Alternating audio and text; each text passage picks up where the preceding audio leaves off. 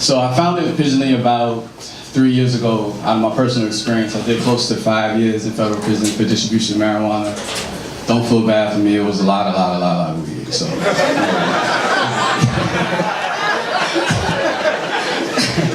I was very ambitious.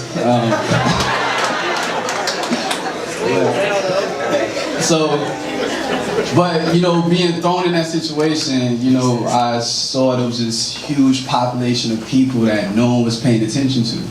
And when I saw the problems that we all had, it was all around communicating and talking to your family, communicating with your loved ones. And I saw the direct connection with the people who could afford to communicate and the people who could not, and the people I would see return.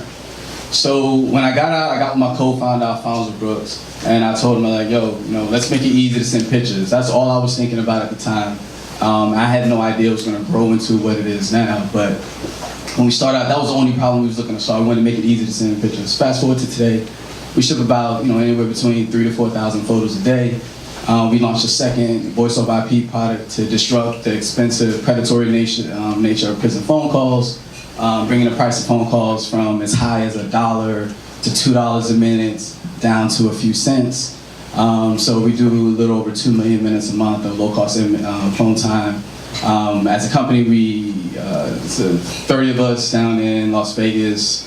We raised a little over $5 million in venture capital, which was an interesting journey doing, you know, first being a black man, second being a felon. Like, you know, you can't walk into a VC's office with lower odds than that, right? So it was just one of those things but what I learned is the same things that make us, that you would think would make us less likely to accomplish whatever our vision is. Those are the same things that give us our greatest edge. It was because I went to prison, because I look the way I look, because I've been through what I've been through, which is exactly why I was able to build what I was able to build.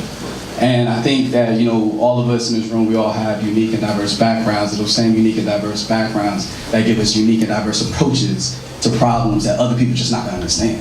And I think, you know, looking at that and focus on that, that's really what gives us our edge, and that's what gave me my edge.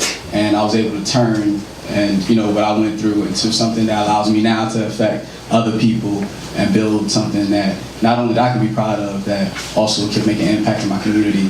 And you know, when you start talking about prison in America, you know, you can split the room. Some people feel like prison sentences is not strict enough. Some people feel like they're too strict. But at the end of the day, the majority of people in jail right now don't have life sentences. So what that means is they're all going to be released at some point in the future. So the real question everyone should be asking themselves is, what type of person do you want to release? Do you want to release someone who's been disconnected and has lost every social connection they've had with the outside world? Or do you want to release someone who was able to maintain that bond with his child or his mother or his wife, girlfriend, or whatever? So that's really what we focus on, and that's really what our company is about. And you know, it was just a pleasure being here and, you know, being around so many great people and everyone working on so many interesting things. And it was just really dope. Thank you.